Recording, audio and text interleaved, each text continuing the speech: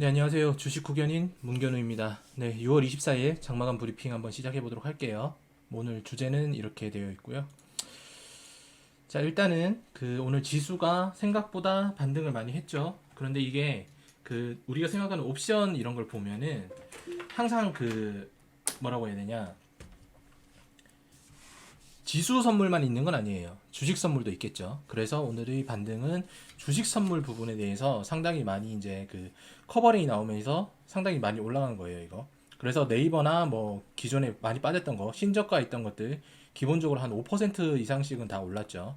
그리고 뭐 포스코 ICT 같은 경우에는 오늘 보니까 11% 이상 올랐더라고요. 근데 이게 계속 신저가를 찍고 있던 것들이라서 뭐 11% 오르고 5% 오르고 이래봤자 크게 의미는 없습니다. 그리고 뭐 선물은 조금 이제 오르긴 했는데 기존에 10포인트 빠지고 나서 이제 6포인트 올랐다. 이거는 뭐 오른 게 아니죠, 사실. 이게 이 자체가 계속 이제 이어져야 되는 건데 오른 게 아닌 상황인 거고 지금 상황에서는 크게 의미는 없습니다. 반대로 됐죠. 내려가고 오르고. 그러니까 4% 손실이에요. 그리고 뭐 콜옵션 같은 부분이 있고 기관에서 좀 많이 들어왔습니다. 오늘 기관에서 좀 차익을 많이 받고 개인 같은 경우에는 제가 항상 말씀드렸죠. 이렇게 구간을 갖다가 항상 매수를 할 때 위에 걸어두고 그 다음에 아래 걸어두고 이렇게 하기 때문에 오늘은 기관이나 외인이 이렇게 위로 올려가면서 산 거예요. 이 주식을 갖다 커버링을 하기 위해서. 선물을 갖다가 청산을 하기 위해서는 현물도 따라와야 되죠. 그렇기 때문에 현물을 사서 같이 올린 겁니다. 그리고 뭐 미국 주식 같은 경우에는 같이 이제 반등이 나오긴 했는데 이거는 이제 국내 시장이랑 중국 시장 때문에 그런 거고 조금 더 지켜봐야 되는 부분이고요. 환율은 약간 떨어졌습니다. 약간 떨어졌지만 여전히 외인은 콜옵션이랑 풋옵션을 갖다가 동시에 매도하는 양매도 전략을 구사를 하고 있는 걸 볼 수가 있죠. 자, 그리고 뭐 내용 보면 이제 물탈돈도 없고 손 났어요 이렇게 되어 있습니다. 네이버 카카오 반토막에 지친 개미들 이렇게 되어 있는데 실제로 이게 많이 떨어졌죠. 카카오 때문에 이제 같은 섹터에 있는 네이버까지 같이 하락하는 그런 안 좋은 모습을 보이고 있는데 카카오 이거는 무조건 고평가라고 말씀을 드렸어요. 그리고 네이버 같은 경우에는 저는 고평가라고 생각하진 않아요. 그냥 적정 주가보다 지금 이제 저평가라고 생각이 되지만 시장이 받아주지 않기 때문에 지금은 매수하는 타점은 좋지는 않다 이렇게 말씀드리고 인터넷 ETF로 손실률이 50% 넘는다 이렇게 되어 있죠. 그죠? 이게 이제 상장지수 펀드는 어쩔 수 없이 이렇게 자연스럽게 흐름 자체가 내려가는 걸 볼 수가 있습니다. 그래서 보면은 이제 카카오 같은 경우에는 제가 그때 말씀을 한번 드렸지만 자회사가 너무 많잖아요. 자회사들이 많기 때문에 이 자회사들이 각각 IPO를 함으로 인해서 보면은 막 카카오페이, 그 다음에 게임즈, 그 다음에 증권 이렇게 있잖아요. 그죠? 예전에 카카오가 이거를 갖다가 다 품고 있었음에도 불구하고 시가총액이 지금보다 훨씬 낮았어요. 그런데 이게 지금 독립적으로 다 분할이 되면서 이것들도 시가총액이 어마어마해졌죠. 그런데 실제로 매출은 이 안에 있던 것들이 뭐 크게 이렇게 막 상향하거나 바뀌진 않았어요. 그러니까 결국 이것들은 거품인 거고 네이버 같은 경우에는 제가 말씀을 드렸었죠. 그죠? 네이버에서 뭐 네이버 웹툰이나 네이버 웹툰 혹은 네이버 쇼핑, 페이 이런 거를 갖다가 따로 IPO 하지 않았다고 말씀을 드렸어요. 그러니까 상대적으로 봤을 때 이거랑은 비교를 한다면은 네이버가 훨씬 더 승리자죠. 그죠? 그런 건데 지금 안타깝게도 같은 섹터이기 때문에 휩쓸려 가는 걸 볼 수가 있습니다. 뭐 시장의 이유도 있고요.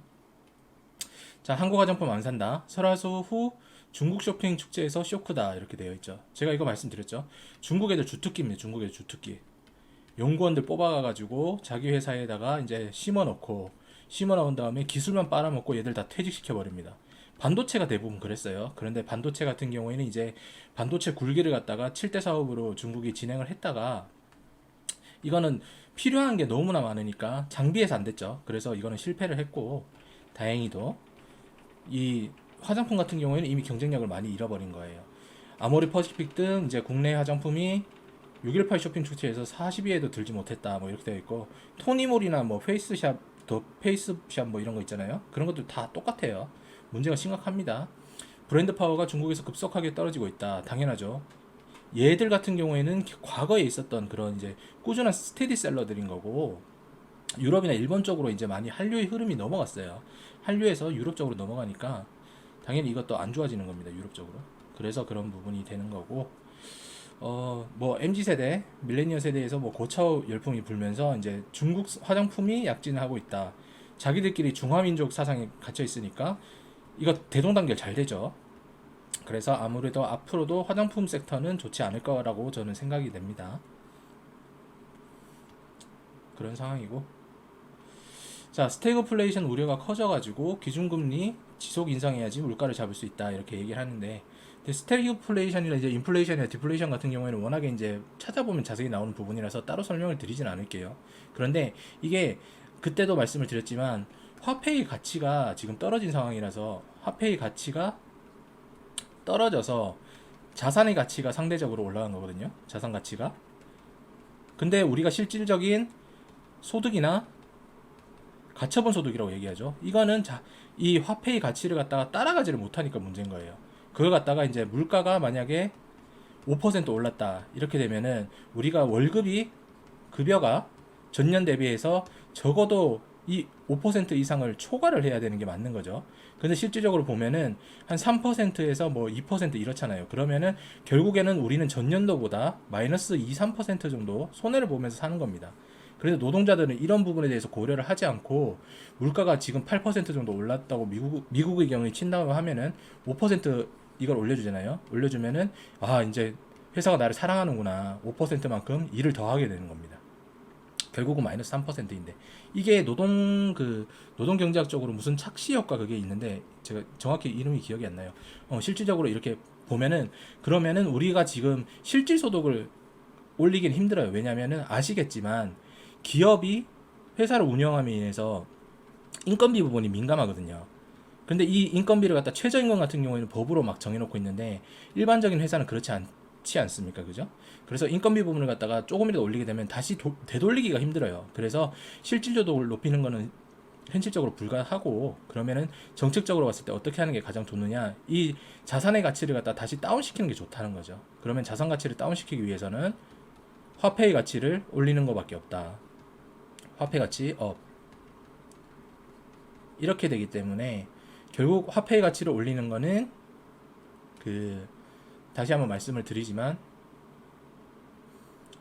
기준금리의 인상밖에 없다라고 말씀을 드릴 수 있는 거예요. 결론적으로는 이렇게 되는 겁니다. 그렇기 때문에 앞으로도 기준금리의 인상은 지속적으로 이어질 것이고 오늘의 상승은 일시적이지 않나라고 저는 판단이 되는 거예요. 뭐 길게 가지는 않아요. 이제 증시 뭐 바닥 나왔다 이렇게 얘기하는 사람 있는데 택도 없는 소리입니다. 바닥 나올 수가 없어요. 기준금리 자체가 계속 올라갈 거기 때문에 증시 바닥이 아니고 어느 정도 이제 청산 물량 때문에 커버가 나온 거라고 생각하시면 됩니다. 그래서 방망이 같은 거 짧게 쥐고 가시는 게 맞아요. 자, 그 다음에 자, 탈원전 주장했던 민주당 의원 3명이 뭐 유럽 방패장 찾은 이유 뭐 이렇게 되어 있는데 이거의 그냥 기사의 결론은 뭐냐면 이들도 탈원전이 잘못됐다는 걸 알고 있다는 얘기예요. 탈원전 아니라는 걸 알고 있다는 얘기죠. 결국 지금 정권 바뀌고 나서 이 부분에 대해서 계속 얘기가 나오고 있죠. 심지어 전기료를 적자 보면 전기료 인상으로 막 메꿔야 된다고 얘기를 해서 10배 정도 상승을 시킬 수 있다는 얘기까지 나오고 있습니다. 그만큼 이거 지금 상당히 심각한 거예요. 구조 자체가 잘못돼 있어요. 그리고 뭐 태양광이나 이런 ESG에 관련된 거는 무조건 하는 게 맞다고 제가 말씀을 드렸죠. 그죠? 그런데 시기에 맞지 않다. 시기에. 너무 빨리 시작했다. 그리고 너무 빨리 대책 없이 탈원전을 하면서 진행을 했기 때문에 이 모든 잘못된 이제 오류들이 각 서민들에게 다가오게 되는 겁니다. 그래서 이 부분은 수정하는데 상당한 시간이 걸릴 거고 고통이 클 거예요. 아마 적자 부분이 30조면은 그때도 말씀드렸잖아요. 그죠? 1년 예산에 거의 10% 육박하는 거예요. 이거 상당히 위험한 겁니다. 그래서 잘 생각해 보셔야 되고요. 자, 오늘 뭐 특징주들 뭐 실리콘2 이거 얼마 전에 누가 얘기를 하셨는데 무증 때문에 이제 올라가는 거고요. 무상증자 제가 말씀드렸죠. 이거 뭐 테마 같은 경우에는 이렇게 계속 돌리고 이게 학습되어 있어요. 사람들이 무증을 하면은 이제 상승이 된다 이렇게 하면서 이제 프로세스가 꼬여서 이렇게 따라가게 되는 건데 한 번 이거 삐끗하면 그냥 끝나는 거죠. 그래서 이런 걸 아예 그냥 단기 대응하지 않으실 분들은 그냥 하지 않는 게 좋다라고 말씀을 드렸고, 무증을 한다고 해서 시가총액 자체가 바뀌거나 기업의 가치가 바뀌지 않는다고 제가 말씀을 드렸습니다. 그러니까 그런 부분 한번 생각해 보시고요. 그리고 뭐 잡주들이 다시 올라오고 있죠. 금호 HT 이런 것들, 그죠? 그 다음에 뭐 노을 이런 거는 뭐 사실 모르겠어요. 소마젠 이런 것도 별로 관심이 없고. 자, 뭐 오늘 하락률 보시면은 이 레버리지 ETN 이게 있는데, 이게 전부 다 천연가스 관련된 거예요. 천연가스. 제가 원자재에 대해서는 선물을 하실 거 아니면 ETN이나 ETF 하지 말라고 말씀드렸어요. 그죠? 이게 여러분들이 잠든 사이에 야간 선물은 계속 이어지기 때문에 대응이 안 돼요. 야간 선물 보고 있어도 눈 뜨고 코베 가는 겁니다. 눈 뜨고 코베 가는 거. 그래서 이런 부분은 절대 하시면 안 된다라고 제가 말씀을 드렸고, 뭐 THQ 같은 경우에는 그 리딩방에서 했다가 엄청 올렸다가 또 다시 빼나 보네요. 빼고 이런 거는 관리 종목, DYD 이런 건 사시면 안 된다고 말씀드릴 걸 거죠. 차트 한번 잠깐 볼까요?